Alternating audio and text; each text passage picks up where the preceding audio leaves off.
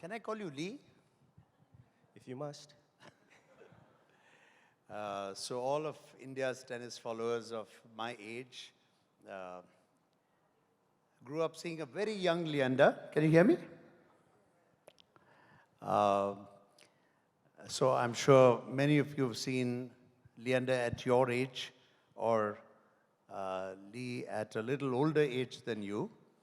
But there are very few sports people who could span 3 decades of excellence, 3 decades of excellence. I have been consciously telling myself that I have to hold back from tennis and overdoing the tennis, but I would please like to do a quick survey. How many of you follow tennis worldwide? Wonderful. So it gives me a little more into the tennis conversation that we've been having, and I've had a joyous conversation yesterday. So firstly, welcome you on behalf of the Shiv Nada Foundation. Thank you so much for being here, and it means a lot. We look forward to the conversation. Any opening remarks? Namaste, vanakkam, good morning. Before we even get to start, I want to share on what an honor it is to be here in front of you today. An honor it is to be in front of you, not only because we got another champion in our midst, a bridge champion who has won Asian Games medals and won so many accolades. Not only a man who is, in my humble opinion, one of the great visionaries of our times. A man who has not only spent buying 600 plus acres, $1.5 billion, 15,000 approximate students, 25,000 approximate alumni, schools all over the country. But look at the vision of the man to use education via the Shiv Nadar Foundation to the grassroots. To me, the grassroots, the biggest charm of a human being is when he or she can create lives, can empower the youth through education to create their lives, put food on the table, put roofs over their heads, create jobs. If I can please ask all of y'all to stand up and give the Nadar family a standing ovation.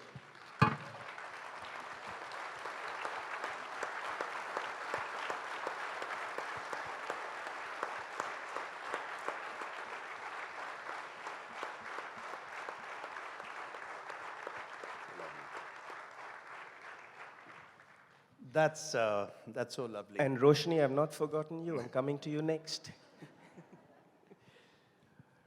That's so lovely. I'm sure for many of us, it's an incredible moment to get to listen to someone who you've idolized, looked up to, someone who made our country proud. And, I can't tell you how special it is, but about 4 months ago, I had a similar fan moment. I was in the DLF club here, and I suddenly bumped into someone. And so I took the photo from there, but thank you so much for being generous with your time even there. And coincidentally, this wasn't planned that you'll be here. So I think my first question, which you would all like to actually listen to you, how do you become a legend? What's the secret sauce? Do we have a lifetime for that answer? I think it takes a lot of passion. I think it takes tremendous amount of resilience. I think it takes unconditional love for what you do. It takes an ability to be able to stand up every time you fall, because in that pursuit of excellence, in that pursuit of getting to the Hall of Fame in anything that you do, You're going to fall many times. Trust me, I have fallen many times. I got the bruises on my knees and my elbows to say so. But in that, it takes a very unique ability to not take no for an answer. I know that you've been through basic training, sir. I know that you have been through hardships in your life. But what you and your family have done for our country in putting your lives forward, right? If I lose a tennis match, no problem, I'm coming back next week. But in the Army, Navy, and Air Force, you can't lose. You don't have that option. But you know, interestingly, so much of what you just said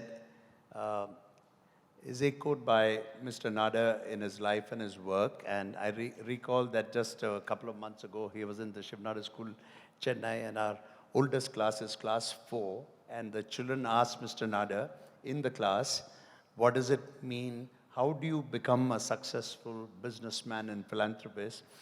And Mr. Nada answered, this is for all of us, in the simplest way you can answer to a 9-year-old, hard work. So that's exactly what you sort of said, the resilience that you need. We'll just go back a little bit chronologically, so for some of us to be familiar with Lee and his background. It's incredible that, you know, this is another question we always have, that your parents, both of them, were champions. Your father played for India in 1972 in the Olympics, hockey, and your mother was a basketball player, 1980 captain of the Indian team.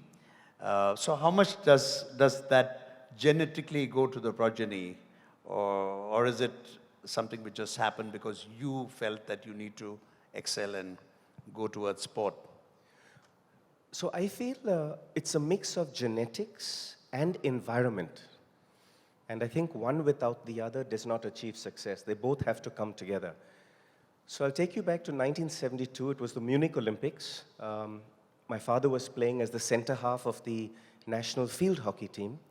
And during that 72 Olympics, for few of you can remember, Palestinian terrorists took Israeli athletes hostage. Eventually, the games were shut down for 4 days. 12 Israeli athletes were blown up in a helicopter by a grenade. The games continued.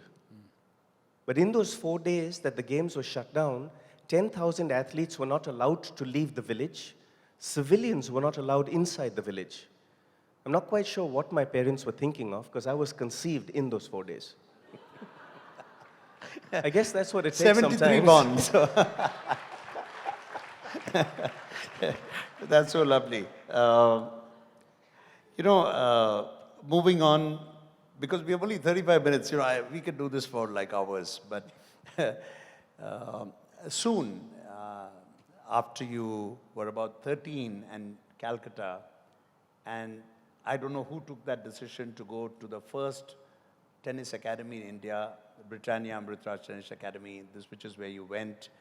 But you were 13 when you went, I think. So tell us about that, and how did that happen? Who took the decision, leave the city at that young age? So here's where karma comes in, one of my favorite Indian words. I grew up to a Bengali mother and a Portuguese Goan father. Football was my main love. Even till today, football is my #1 sport. You ask me any stat about football, I know it. You give me a football right now, I will juggle it, will not hit the ground. As a 10-year-old, I was a ball boy for the New York Cosmos team. When Marco van Basten, a Dutch footballer, brought Pelé, the great Pelé from Brazil, to Calcutta. They played at the newly made Salt Lake Stadium, and I was a ball boy on the left sideline. So when the ball would come, I'd catch it, I'd throw it to them, they would throw it in, the game would start. But towards the end of the match, a ball came over, and pure instinct, I swear it was pure instinct. The ball came over, I collected it on my chest, and I started juggling the ball, and 110,000 people in Salt Lake Stadium started screaming. I was 10.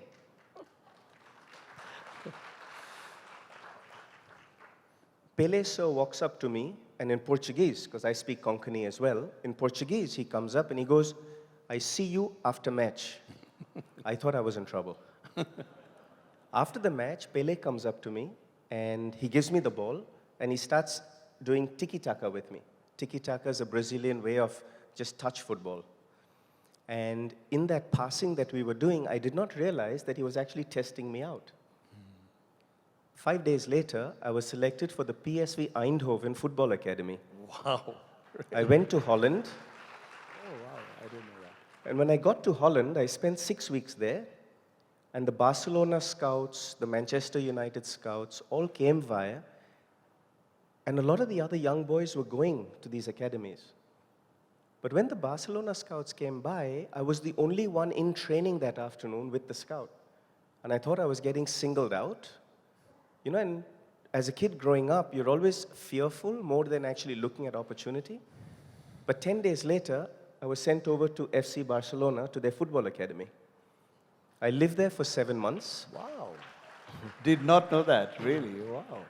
I lived at Nou Camp for 7 months. I went to training twice a day. I did fitness once a day. We did mental training. And then 7 months later, the coach came to me and he said, Colonel, you have been selected as an 11-year-old. You've been selected for the under-17 playing 11. He said on one condition. And that one condition was to give up my Indian passport. Why? Because they were going to pump in millions of dollars into my fitness, millions of dollars into my equipment, millions of dollars into my training, that they did not want me to play for an opposing country or an opposing team. That was the loyalty they requested.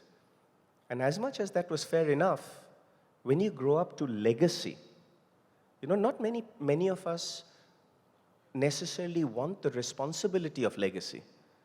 But sometimes when you're born into it, it's very important to understand that purpose. That purpose is sometimes more responsibility than you really crave. But when you are born into that responsibility, or when you do understand the legacy you have, I said no to the Barcelona coach. I said,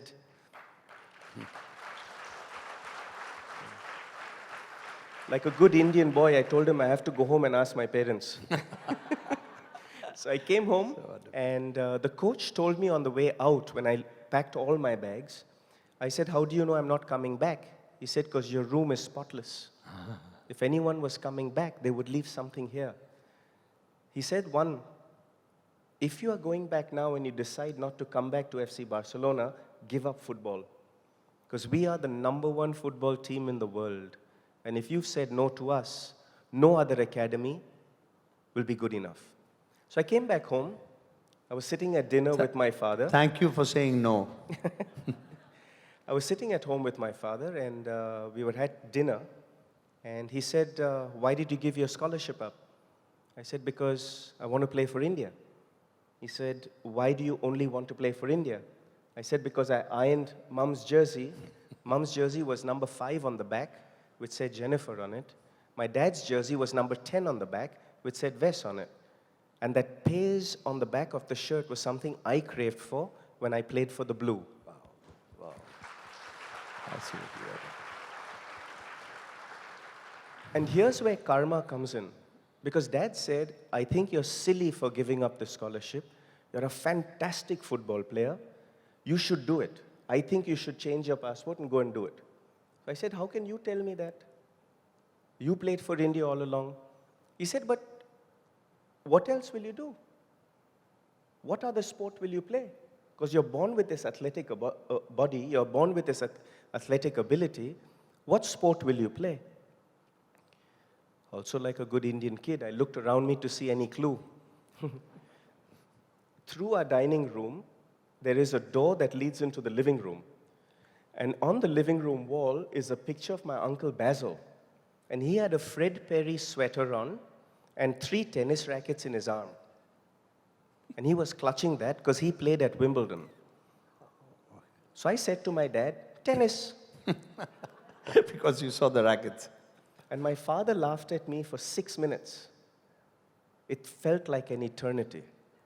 Till today, I remember that 6-minute laugh.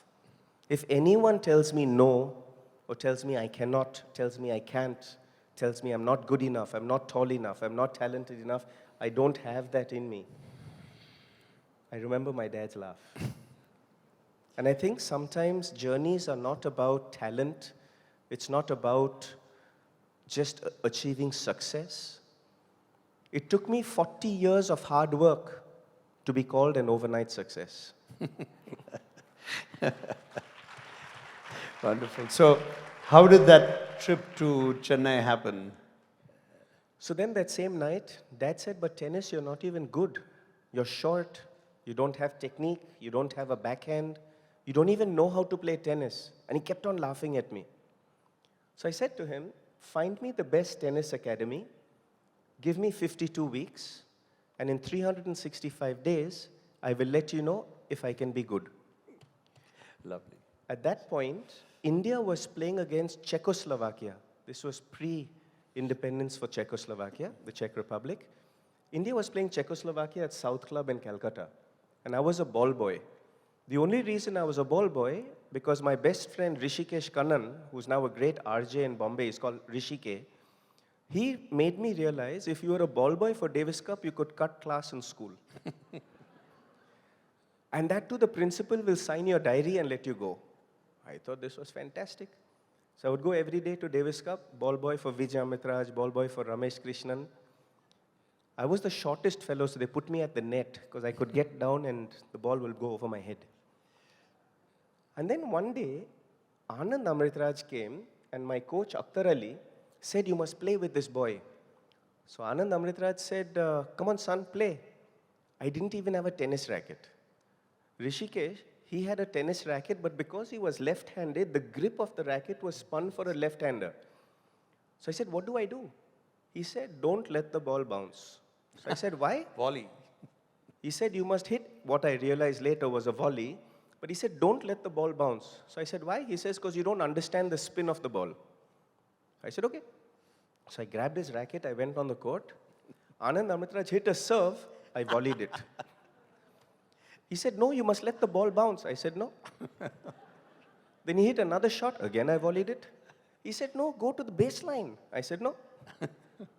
Then he got so upset with me after 6-7 minutes of playing, he hit a shot way onto the other court. I didn't know any better. I ran there, and because I couldn't get to the ball, I dived. And when I dived, I played a dive volley, rolled up like a football player does. It's normal for a football player. I hit a dive volley, rolled up, and I came back. And then in Tamil, he's telling me, you are mad. So I said, okay. He hit another serve. Again, I volleyed. So he came to my coach and he said, you know, this fellow is so stubborn. He's so, just wants to do his own thing and he's fighting. He's not, listening to what I'm saying. But he's a good athlete. We will take him into bat. So that's how I got selected for the Britannia Amritraj Tennis Academy in Madras. So 4 years of training, and you did the, again, impossible in that 4 years, which is 13 to 17, and you won Junior Wimbledon. Sir, Tell actually, us about Junior Wimbledon. It wasn't, 1990? It wasn't just 4 years of training. It was 10 p.m. to 2 a.m. of training. Because on the 12th of May, 1986, when I left Calcutta, I was 11 years old. I went to Madras. My father came to drop me there. And he gave me a 100-page letter. And in that 100-page letter, that took him 3 weeks to write, I believe, the first paragraph and the last paragraph were the same. And it stated that my mother and father were going their own ways. And in that, tennis was my vehicle to become a man. So sometimes you're born into legacy that you don't choose. Sometimes you're entrusted with a responsibility that then you say, okay, if I'm going to do it, I might as well be the best at it. So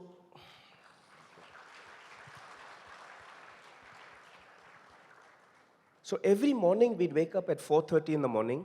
Practice was from 5 a.m. to 8 a.m. Then you had 1 hour for breakfast and pack your school books.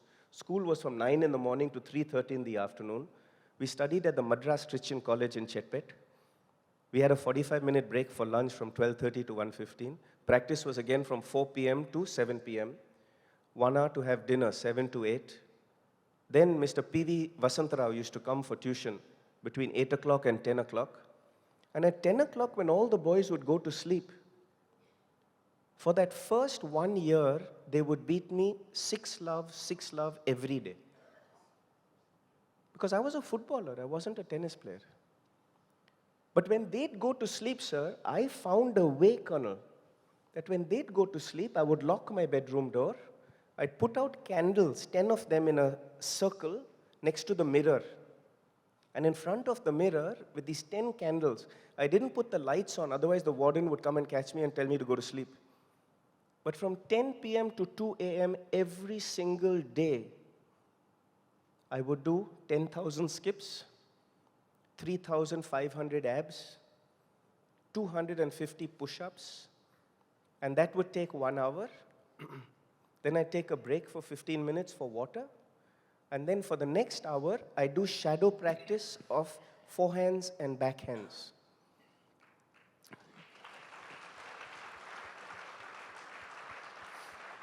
After the next hour, I take 15-minute break again. And then I would do yoga and meditation to train my mind to think that I was playing at Wimbledon. We were living in Paes Garden in Chennai. But that 11-year-old, 12-year-old mind was thinking, I'm at the All England Club. The green of the grass, the purple flowers, the wooden structures, the royal box, how you bow to the royal box when you come out. Then I would create situations. Leander's playing Boris Becker in the fifth set of the finals. I'm serving at 4-all in the fifth set. I'm down break point. What do I do? I realized I could hit a dive volley against Boris Becker, who's the master of the dive volley. Then I realized that I won that game, and at 4-5 in the fifth set of the finals of Wimbledon, Boris Becker went to hit a kick serve to my backhand, and I hit a backhand winner down the line. Crazy. Sometimes the power of manifestation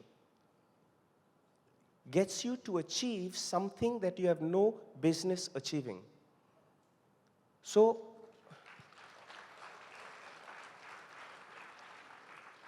from playing gully cricket and guddy football in Calcutta, in Park Street, today, India is going to the International Tennis Hall of Fame. This year, Leander's inducted into the Tennis Hall of Fame. It's the ultimate for a tennis player, so that happened now. You have to have a lifetime of super duper achievement to get there. So Junior Wimbledon sort of happened. We have a Junior Wimbledon. One anecdote, sir. Yes. Junior Wimbledon final.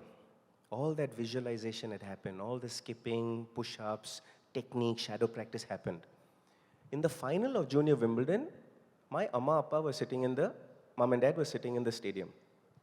And I was playing a South African boy, Marcos Ondruska. I won the first set, lost the second set.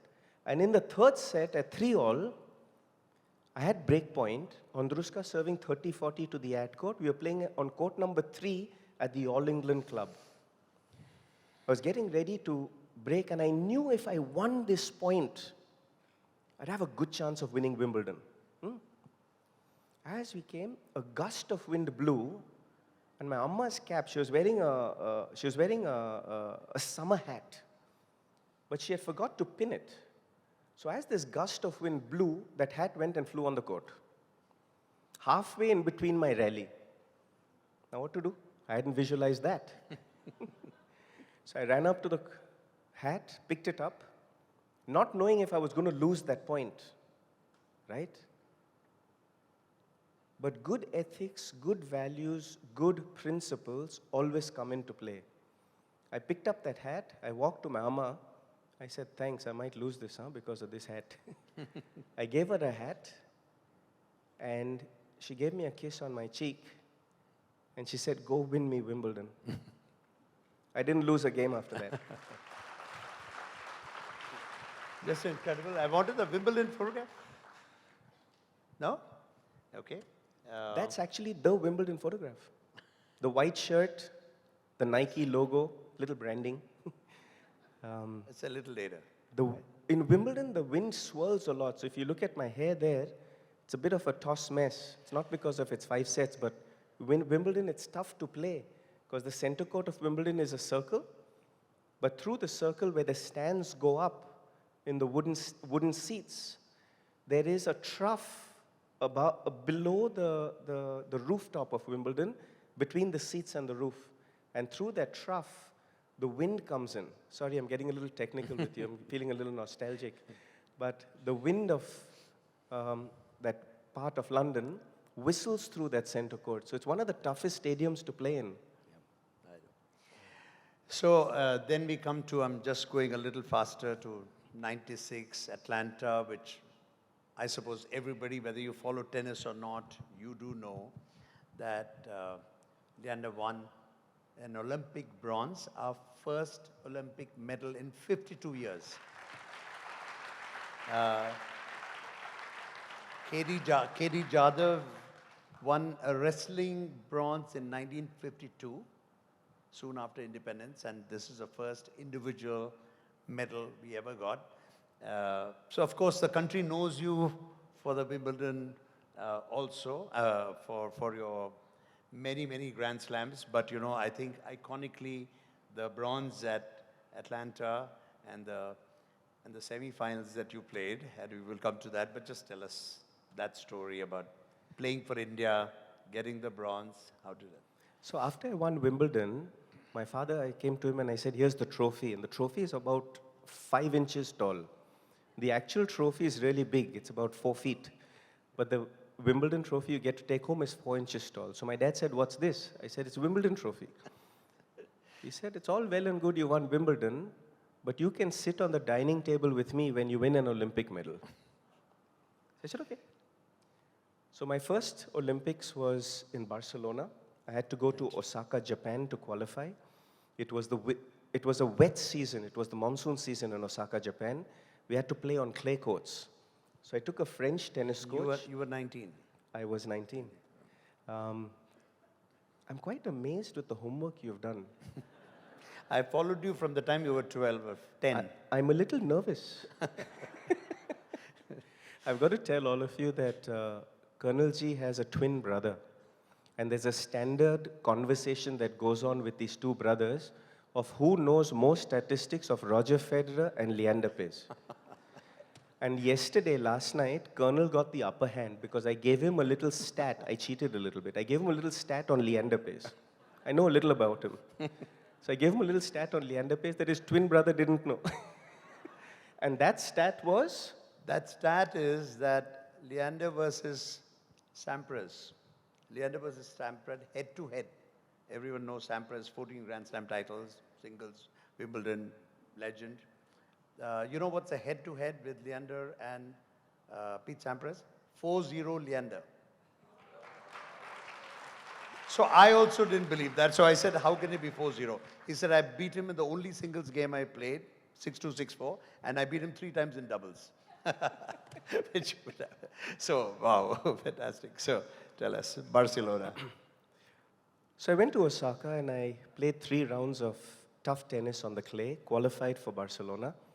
And one of my best friends, Ramesh Krishnan, he was my doubles partner in Barcelona, and we lost in the bronze medal match in the quarterfinals. And back then in the Olympics, they would give 1 gold medal, 1 silver medal, and both the semifinals would get bronze. And in the quarterfinals, we played the Croat team, Ivanisevic and Pirpic. We lost 6-7 in the last set.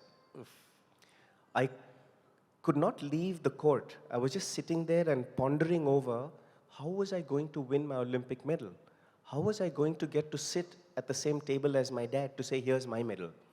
How was I going to get to say to 1.4 billion Indians that we are also Olympic champions in an individual sport? So I sat on that chair for 2 hours. Ramesh, being a complete gentleman, sat with me for 1 hour. And after that, he said to me, he said, what are you cracking your head so hard for? You've lost, now come to the locker room, we'll discuss later. I said, no, Ramesh, see, you're retiring. This is your last match. There are no other kids that are coming up. How are we going to do it in doubles? There's nobody. And he's such an astute man. He turned around, looked me straight in the eye. He said, you know, in tennis you have 3 disciplines. Mixed doubles, doubles, And but single. for you, go and win it in singles now. So for 4 years, I trained in the altitude conditions because I'd done my homework that 4 years later in Atlanta, Georgia, we were playing at a place called Stone Mountain. Interestingly, Stone Mountain is where the divide between the northern part of North America and the southern part of North America, where the whites and the blacks divided the country. Stone Mountain, the Battle of Stone Mountain was in Georgia, was a very, very famous location. But because of the altitude, I had to train my lungs to breathe at that altitude. I had to train my legs and my body and my muscles to perform at that altitude. I also had to train my serve and volley tennis. So for 4 years, I played in Brazil, in Ecuador, in South America, in Argentina. I went to Belo Horizonte in Brazil, Quito, Cali, Bogota, and all those altitude places. And then when we got to Atlanta, my captain at the time of the Indian tennis team, I'm not taking any names, you will know him, but we got to Atlanta and he said, how are you, son? I said, sir, I'm really well prepared. I think this Olympics is our Olympics to shine. I can finally show my father a medal, hopefully. So he said, all well, good, let's go for practice. So we practiced on Friday evening, and on Saturday morning when the draw was done, Mahesh Bhupati, the captain, and myself went to the draw ceremony, and when we looked at the singles draw, Leander Paes, India, to play Pete Sampras, America, first round. My captain at that time tapped me on the shoulder and he said, koi gal nahi, agli baar aayenge. Means don't worry, you'll have another chance 4 years later. So I looked at him and I remembered my father's laugh. I said, sir, this is our time, I'm feeling some magic. He said, magic, all right, but you got Pete Sampras also, he has magic. So I went off, practiced my serve and volley, practiced my returns. But something in my intuition told me in the bottom of my heart that something was going to go wrong with Sampras. Something told me that my visual, you know that visualization, my vision told me that I was going to get past this match. How? I didn't know. The next day I showed up for my match, got to the stadium in the morning, Pete Sampras, USA, number 2 seed, pulls out of the Olympics because his clothing brand sponsor was not the official clothing of the US Olympic team. Whew.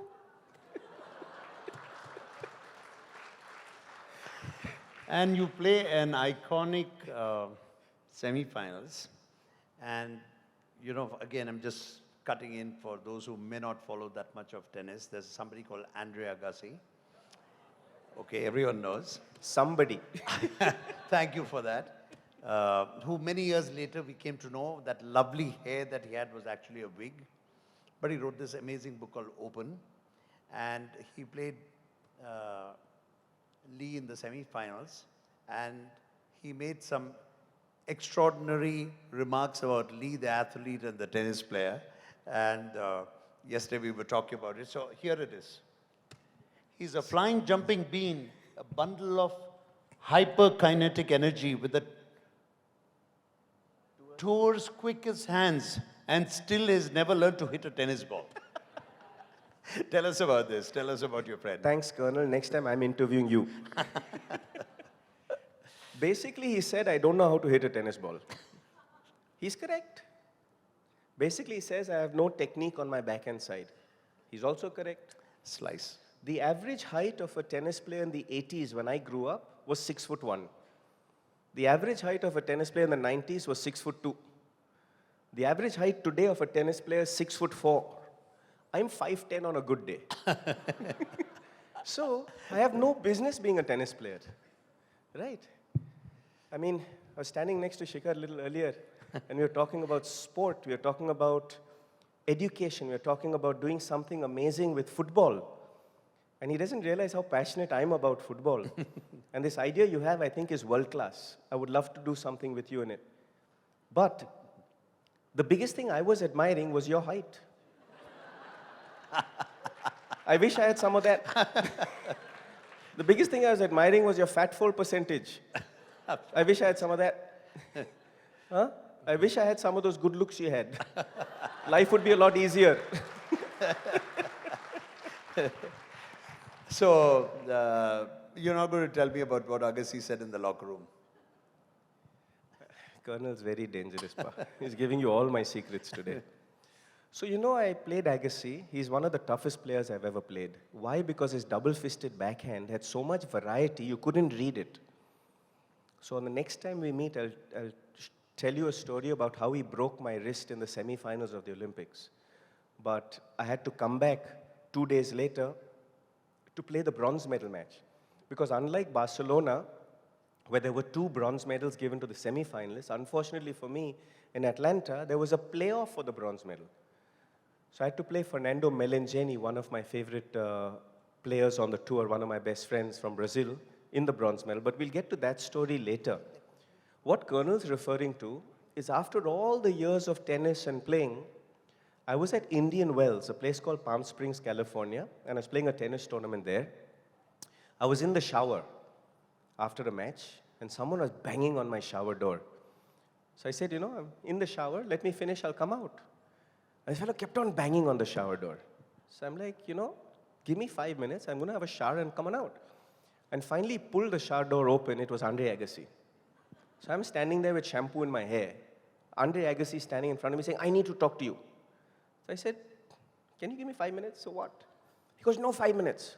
I'm writing my autobiography. I want to write about you. It's not going to be something nice, but it's the truth. Can I write it? So I said, sure, write it. I should have asked him to let me edit the copy. I wish I had edited the copy. I'd have used a little better flowery English, at least something to say, at least some jugaad or something he did to win, But basically he says, he's a flying, jumping, he actually said jelly bean. That's been edited here. Huh? A flying, jumping jelly bean, a bundle of hyperkinetic energy with the tour's quickest hands. Still, he has never learned to hit a tennis ball. Life, you don't have to be perfect. You have to be passionate. You have to be rugged. You have to be hardworking. You have to have patriotism. And you have to have a resilience that when your father laughs at you for 6 minutes, you turn it into good energy. Because Appa laughed at me to challenge me, not to put me down. Our parents are our biggest heroes. Our parents are our greatest support system. I feel that when you have great parents like this, they create the environment, not just for Roshni, not just for me, not just for their grandkids, but they create the environment to empower an entire nation through education. To me, if I can go off the conversation for just 30 seconds, because I'm feeling very at home here today. Why? Because if all of you look up at the Shiv Nadar Foundation, below that it says Shiv Nadar Foundation Leadership Conclave 2024. Do you see that word leadership? If you add an N between the A and the D, what does that become? Leandership. The Shiv Nadar Foundation Leandership. And today, with all humbleness, the good-looking man sitting there with his vision, the wonderful Roshni who's got so much of passion and desire and has accepted her legacy and taken that legacy to new heights. And the respect and the reverence I have for you, Roshni, for what you are doing with your legacy. I'm a huge fan of yours. I'm a big believer in you. I would love to partner you. Today I'm saying it and this is being recorded. I would love to partner you with the Shiv Nadar Foundation through sports education. My father and I've even got your CEO on the desk here. My father and I have 100 years of knowledge. Dad has 49 million students. I have 29 million students through sports education, all through Southeast Asia. I would love to do some Shiv Nadar Foundation through Leandership and do something to empower the youth through sports. Lovely. So wonderful. You know, you've already, it looks like we know so much of Leander, but we haven't got to the stage where, other than the brilliant Olympic medal, that Leander started flowering in the late 90s and the 20s and the 2000 and 2010. And yesterday we exchanged notes, and I was telling my twin that, you know, you've got that photo with Federer, 20 Grand Slams. I got a photo with Leander, 18 Grand Slam titles, 18. And then yesterday I realized that no, it's 20 because he's got 2 junior titles. So that's 2020. Now this incredible 10 plus 8, which is doubles and mixed doubles, for those of us who are watching and obsessed with tennis, it was some of the most heartwarming matches of an Indian playing a Grand Slam final.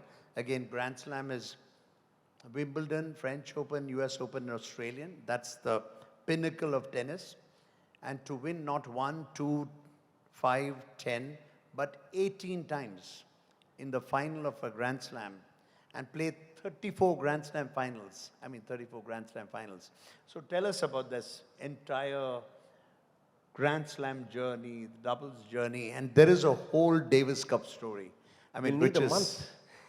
We'll need a full month on 20 Grand Slams, but I'll tell you a couple anecdotes. It's about leadership, it's about teamwork. You know, when you're playing doubles or when you're playing a team sport, it's very important to understand your partner. It's very important to understand the DNA and the strengths and weaknesses of your partner. I'll use 2 partners today to narrate the story for the paucity of time. I'll use both the Martinas in my life, Martina Hingis and Martina Navratilova. They're complete opposites. Martina Hingis is the most feminine, gentle, perfect technique. There's no way Agassi could write that about her. Her technique was flawless. And she's almost so submissive that she always wanted me to lead. When the coin toss was done, I had to choose to serve or receive. It's only a coin toss, right? When the match was played, she wanted me to play aggressive rather than solid. Thank you. Martina Navratilova, on the other side, was a born leader. She was tough. She was left-handed, thinks with her right brain. She always was the leader. Now, I didn't know that. In the 99 Wimbledon, I won the doubles with Mahesh and I won the mixed doubles with Lisa Raymond. So then, at the US Open in September, I was sitting in the locker room, in the men's locker room, because 10 minutes before the sign-in for the US Open, Lisa Raymond came to me and said she was playing with Todd Woodbridge, who was the #1 doubles player in the world at that time. The Woodies. The Woodies, the great Woodies. But that was 10 minutes before. Lisa and me had already confirmed to partner 3 months before that. So I'm sitting in the locker room thinking, I'm #2 in the world right now. If I win the US Open, I'm going to be #1 in the world. But I don't have a mixed doubles partner. What to do? So I'm sitting in the locker room, scratching my head, trying to think of how to come up with some magic in 10 minutes. 3 minutes, 4 minutes, 5 minutes later, suddenly the locker room door of the men's locker room swings open. Martina Navratilova walks in, comes up to me, taps me on the chest and says, "You are playing mixed doubles with me." So I said, okay.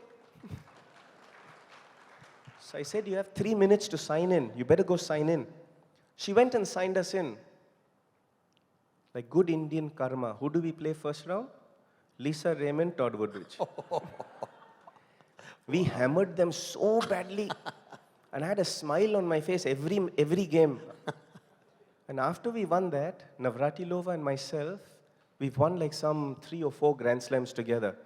The point here is not about the victory. The point here is not about sitting with the trophies in my showcase, where every Sunday I pull one of them out to polish them, to remember how winning is done. But the point here is, when you're playing with a leader, Let them lead. Every coin toss, she chose whether we served or received. She chose what time practice was. She chose which restaurant we went to for dinner. She chose where we would sit in the restaurant. She chose the conversation we would have. Parvala, okay. 4 Grand Slams in my pocket also. But With this, Martina Hingis, I had to choose what time practice was, who we, where we ate, who were our coaches, who were our trainers. And Martina Hingis and myself went on to win 4 Grand Slams in 16 months, which is the world record today. absolutely, absolutely. And this is what Martina had to say about you. Where are you getting all this knowledge? Of all the mixed doubles partners I played with, Leander is my favorite. He's just, I didn't tell her to write that. Huh? but it's just incredible because we have to talk a little bit about your Davis Cup, playing for India, the Davis Cup record. No one has ever won 24 Davis Cup matches on the trot without losing, Leander. Nobody in the world. 45 Davis Cup wins. How's it been for you, all these 3 decades of playing for India, representing the flag? It's very unique you asking me that question, because you are a colonel. Your India pin on your heart inspires me, even sitting up here. What you have given to our country, what you have given to our people, is the greatest honor to be on this stage and sharing it with you. Even though you're giving away all my secrets. This conversation is about you. Colonel, you know this. The greatest honor for any human being is to represent your people, is to represent your flag, is to play with your Indian colors, with your name on the back. It's a sense of responsibility. It's not just pride, it's not just Tiranga, it's not just bleed blue. But when you have 1.4 billion people, I have learned to manifest not pressure that most athletes face, but to use your energy as wind within my wings. Because you help me fly. You help me fly. Every time I achieve something, you wanted something more. I achieved something more, you wanted something more. So your energy, your passion, every time I played for the country, every time I played for the flag, there was a greater purpose in life. And I think that comes from my parents. I think that was the environment they set for me at home. I used to polish my father's Olympic medal every Sunday morning after church. And I used to sit with a tin of Brasso. You remember that Brasso? I used to sit with a dirty rag and I used to polish that medal. And I used to ask him, what is this angel there? And he says, it's not an angel, it's the goddess of Athena. I said, what is that wreath? He said, that's what the ancient Romans would adorn on their champions' heads. And I said, why are there 5 rings? He said, those 5 rings were the 5 continents in the planet. I said, why are they different colors? He said, because those 5 rings stand for humanity, good health, competition, friendship, success. That's the theme of the Olympics. And that is the exact theme of what Sir and Ma'am have created at the Shivnada Foundation. They've created a legacy for all of us to abide by. Empowering the youth. The simple essence is that. Empowering the youth to be their own champions. And that is why I'm sitting in front of you today, honoring this wonderful couple who not only have played for the flag, not only have won for the country, but also created so many lives of Indians. Really, I'm saying this again and again, because I believe it from the bottom of my heart, that if the world followed your example, we'd live in a much happier and more peaceful world. So thank you. Thank you so much. I mean, means so much. We are short of time. We have a lot of conversations, Leander, probably over lunch. And I need to open this up to the audience a little bit. But I have to finish with this, the way we started, that, my twin brother with the Federer photo, do you have that? He told me something some time ago. You have that photo? Yep. Okay, thank you. So that's the Federer photo. Thank you for that. But he did say something to me a long time ago. Twins talk to each other a great deal. He said, never meet two types of people in your life as you go on, when you're 40 or 50. Don't try and meet your school friends of any sex. They're never going to be the way they were when you're 50 or 60 years old. You may be disappointed. But I think the other thing he said was, never try and meet someone you idolize and look up to,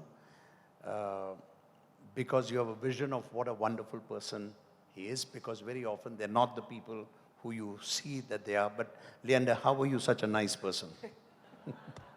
I knew there was a catch there. Seriously. If any of you saw the size of my father's hand, my father's 6'3". He's massive. His hands are so big, so if I ever did anything wrong, the fear of getting jabbed with him from his hand is enough for me to be grounded. I think it's the Indianness, right? It's our good old school values, which sometimes one's a bit worried about in this modern day of social media and smart gadgets and the fast-moving instant gratification generation that we live in. I think that if we look at our old school Indian values, it's still etched in legacy, patriotism, goodness, fairness, doing the right thing. But the most important thing, I'm proud to be Indian, is about community. It doesn't matter whether you are from any background, any caste, any religion, and COVID went to show that. During that COVID pandemic, we as a nation did really well. You look at the European Union after COVID, crumbling. You look at the Americas, hurting. The world is in a very vulnerable place today. You got wars going on in the Gaza Strip. You got wars going on between Russia and the Ukraine. Not sure what's going on with the US politics. But if you look at India, I believe the next decade, the next 10 years are definitely ours. I think it's a great opportunity for all the youngsters who are here. I see one sitting in my favorite blue puffer. The next decade, the next 10 years are yours to rule. You study hard, you work hard, you're passionate about what you do, you continue your legacy. I think the next 10 years, India can do really great things in the world. Thank you. Thank you so much, Lee. The only thing I'm cutting short from the conversation we had planned is that he also acted in a movie called Rajdhani. Go on YouTube and watch it. So Please don't. can we open it to questions? Questions? Questions? Yes. If you put your hand up, then they'll pass a mic to you. Just stand up, give me your name, and ask your questions, please. Hi, Leander. First of all, a very good afternoon. It's a great pleasure and honor to finally speak to you after looking at that 1996 moment when you lifted bronze, and I kind of remember where I was and all. But could you Where just... were you? I You look too young Were for you born? 96. yes, I was 10 years old that time. So, but my question was, you in your interview somewhere in an article mentioned that something happened when you were in that second set, 1 to 30, 40. You went in the zone, and could you just take us through that state of flow and zone, because I just wanted to know more about that. How do you know this? I'm kind of interested in that flow concept, which many greats talk. Even I've mentioned, I mean, Tendulkar even speaks about it, and Kobe talks about that, and so I just wanted to know from you yourself. My God, that's the first question today? Wow. You know, what the young gentleman's talking about is a very specific moment where body, mind, and soul come together.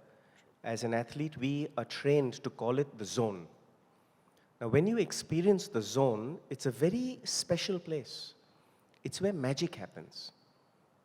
It's not something you can force. It's not something that you can bottle in a can and hold it and carry it wherever you want and open the jar and take a teaspoon of it anytime you need. But as a perfectionist, you try and master the art of getting into the zone. Because modern life can distract you a lot. You're getting hit with 250 emails a day. You're getting hit with 200 SMSs a day. And each one of them are saying, hi. Now you have to respond. If you don't respond in 30 seconds, they're like, kahan gaye? But the zone, as what the young man's talking about, was again part of my visualization and part of my training. I was hoping to come back to you with this story the next time. But when I was playing in Atlanta, Georgia, 1996, I had played Andre Agassi in the semifinals. He had broken my wrist. He had severed the tendon between my wrist and my elbow by 70%. Dougie Spreen, the doctor at the Atlanta Olympics, came in and told me that I should not play because I'm jeopardizing my career. I said to him in a moment of complete patriotism and another one of my Indian favorite words, pagalpan, I said to him, you are wearing an American jacket, tracksuit top. He's an American, Andre Agassi. Strap my wrist up, let me play. I went on to lose the semifinals. But the next day, I came back to play Melangeni with a broken wrist. The 70% tear in the tendon meant I had no power to hit shots. I had no variety in my wrist to be able to control shots or guide them inside out or guide them topspin or underspin. But what the young man's talking about, and I have no clue how you know this story, but I lost the first set 4-6. I was serving 2-3, 30-40. And at that point, I knew very clearly if I had lost that game, lost that point, my Olympic dream was gone. I could not tell 1.4 billion people that we can be champions in an individual sport. But when I went to serve in the heat of that moment, and this is what I don't know how you know, I went to serve, a butterfly sat on my tennis racket. As I bounced the ball and went to serve, I got up and I went up. And on my Prince Graphite Pro tennis racket, a butterfly sat. And I'm in the heat of the moment. This butterfly was distracting me, so I just flicked her off, and I went back, got my mind together, and I came up to serve again. And again, she sat on my racket. And I was not getting the message.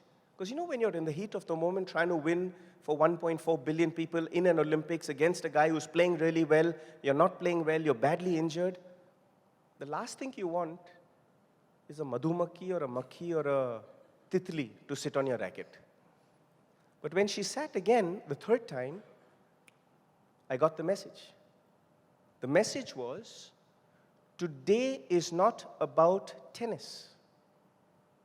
It's not about technique. It's not about physical fitness. It's not about emotional fitness. It's about jugaad. It's about the mental aptitude to use the environment just as I'm doing right now and talking to you about how sometimes it's about mind over matter. So when it came the third time, I got my message, and I picked the butterfly up on my index finger, and I walked slowly towards the net, because while I was walking, I realized Fernando Melangeni is Brazilian. He speaks Portuguese. Because my dad is Portuguese, my mom's Bengali, I speak 11 languages. Portuguese is one of them. I walked up to the net, and sir, I told him, can you imagine? The Brazilian dancers are dancing. The Indian dhol is playing. And the silly butterfly is distracting me. What was I doing? I was trying to get him out of the zone and get me in the zone. And it worked. He came up, he took the butterfly from my finger, and he started showing it to everybody in the stadium. And he started dancing with it because he thought it was, wow, he's up a set. He's up a break. He's up a break point. He was 6 minutes away from winning. But you never, ever achieve success until the last ball falls out. He took the butterfly, he went back, I went back. I realized what was happening. And this is where I also believe in the higher power. I also believe in God. Call it whatever name you want. Call it science. Call it what you want. It's all the same to me. Respect it. Do not try and govern someone. Do not try and change someone's mind with it. Respect an individual's beliefs. So I went back. I hit a first serve to his forehand. He hit a return. I hit a volley in the open court. He hit a lob. I hit a smash winner. Saved break point. Won that game. Won the set. And at 5-4 in the third set, for 45 minutes, I went into the zone. I was playing perfect tennis. Today, if you ask me what I did in those 45 minutes, I don't know. But when I came to serve for the Olympic medal, it was 5-4 in the third set, and as I bounced the ball, as a metaphor, the bounce of that ball was so loud, it was like a cannonball. And I suddenly felt the pain in my wrist come back. And I stepped back from the line, and my appa was sitting there. I looked over to my dad, and the pain was so much in my wrist that I looked over at my dad, and my eyes, the tears were just rolling down my eyes because it was so painful. And my dad was so smart. He looked over at me, he pointed to his forehead, he said, "Focus on the job." I hit 4 first serves, I hit 4 first volleys, and just as that last lob of Melangeni's went out, I put my hands up, not because of celebration, but because of the hard years of pain that I have been through, from my parents separating, from getting mugged in New York at Grand Central Station. I got 23 stitches on my chest to show for it. From the broken wrist of Andre Agassi. From the years of sleeping in locker rooms because India did not have foreign currency or credit cards back in the 80s to allow me to pay for hotel rooms. For the number of coffees I've had to buy locker room attendants so I could get them to give me permission to sleep in their locker rooms. Sometimes, winning is not an option. You need to prove to 1.4 billion people that we are champions. And that's how I stand in front of you today. Thank you so much. That's wonderful. Mr. Nada? Leander, I want to say Shiv and I were there at Atlanta. Yeah. We were physically there. We watched both your matches. And I'm proud to say that it was an unbelievable experience for an Indian Olympian to get a bronze at that time. So congratulations. But I have another question, which is a little different. I've followed you through various parts of your career, and I followed your doubles partnership. And I was quite shattered, in a way, when you and Mahesh parted. I was just wondering if that is something you would talk about, or is it something that you don't wish to go into? And if you don't, I would accept. I steered clear of that question in the plan. Well, I don't Ma'am's steer clear. See how smart he is? He got you to ask the question, huh? No, he didn't ask me. I asked it on my So own. I think that I will address it because I think anything that we go through with life is not positive or negative. It's our reaction to it that determines the positivity or the negativity. How we react to a situation creates our character, creates our legacy. If we react in a negative way, people say, "Arey dekh, ye kya bol rahe?" If we react in a positive way, they clap for you, say, "Wow, kya legend hai." I'm also not going to give up the opportunity that Mahesh is not here. I can say anything. No, but This morning at breakfast, Karan sir, who goes back to my days at Calcutta, he's a bit older than me, knows all my friends, uncles, aunties, family, knows a lot about Calcutta, and he asked me that question at breakfast today. And I gave him some cutting truths. But at the outset, what I like to remember is the magic that Mahesh and me created. Winning Grand Slams together, Absolutely. coming from Bangalore and Calcutta, is not an easy thing. Winning Grand Slams together as two Indian boys, we were both known as Brown Mondays before the song even came out. We used to walk out there to the song Made in India to prove to India, ma'am, just as you have done, that we can be world champions in individual sport is very special.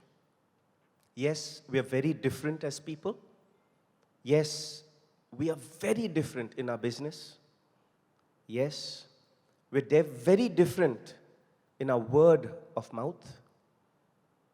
And as politically correct as I'm being, at the reason why he's not here also shows you how I respect him as a partner, as a business friend.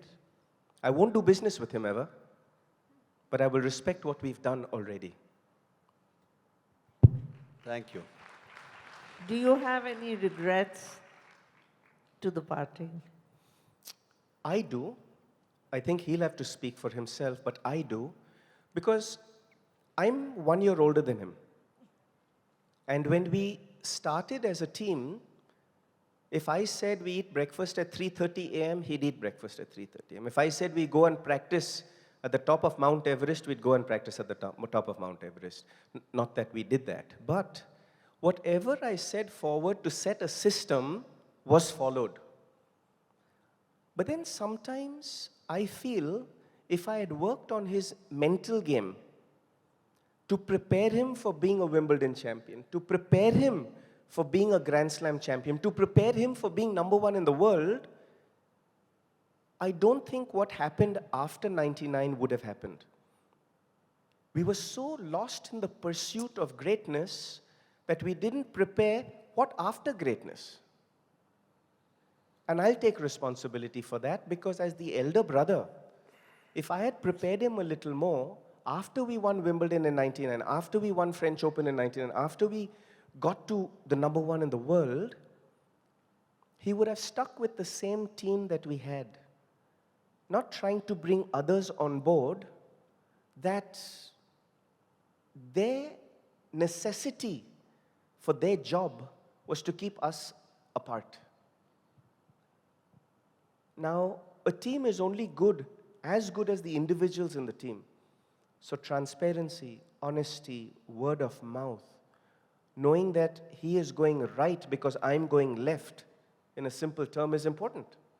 Knowing that we are meeting in Paris on Thursday morning to practice Thursday, Friday, Saturday, Sunday before Roland Garros starts on Monday is important. You can't show up on a Sunday night after a long weekend and be ready to win the French Open. That doesn't happen. So, the best way I'd like to answer your question is that, sure, opposites attract, sure, each individual is an individual, but when you're trying to build a winning system, you have to create systems that everybody follows. Because then only it's replicable. Then only you can win 15, 20 Grand Slams. You know, if we were looking to win the DLTA tennis tournament, then show up anyone.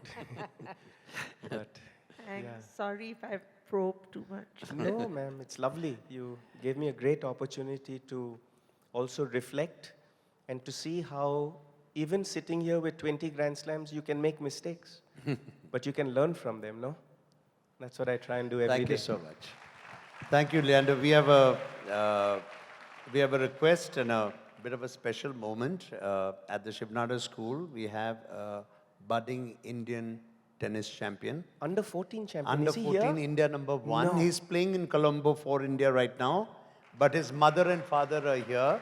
So, can you sign a racket for them? Is Tavish's mother and father here? Can you come up to the Please stage, come, please? Come. So, Tavish is also Asia number 4, India number 1.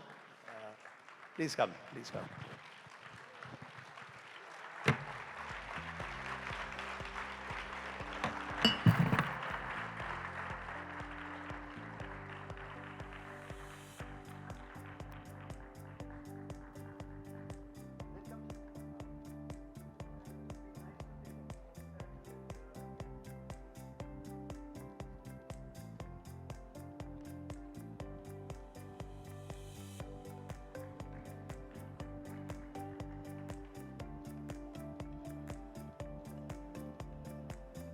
We are missing Tavish. He's playing with India right now in Colombo.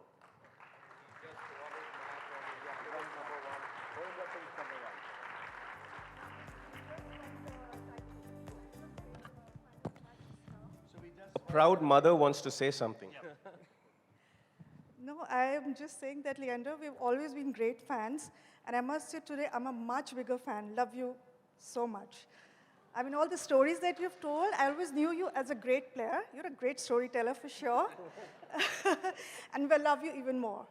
And I so wish Tavish was here and he could have learned or he could have heard you and all the inspiring stories that you shared.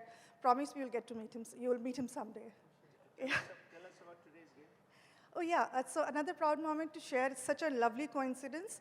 Tavish is currently playing in Colombo. They're playing the qualifying. This is a Junior Davis. Under 14 Junior Davis Club qualifying event. They just played the finals match. Tavish has just won the title for the country.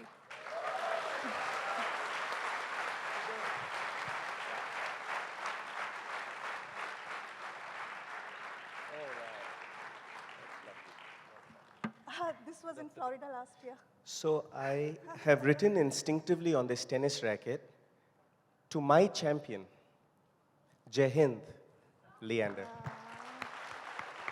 Thank you so much.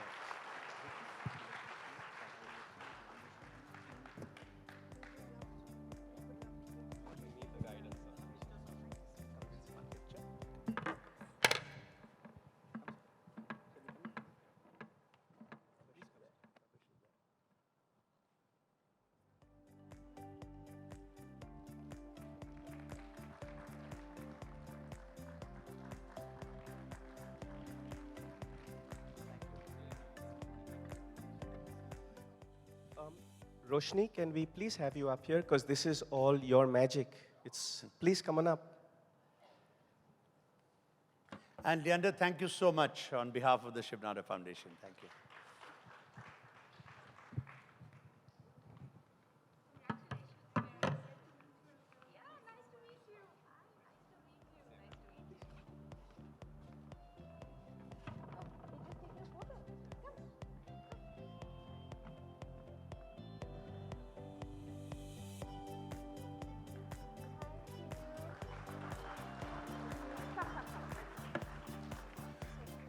This is really like the pinnacle of what the family has set out to do, right? I mean, you set out to create lives, you set out to spread education to everyone.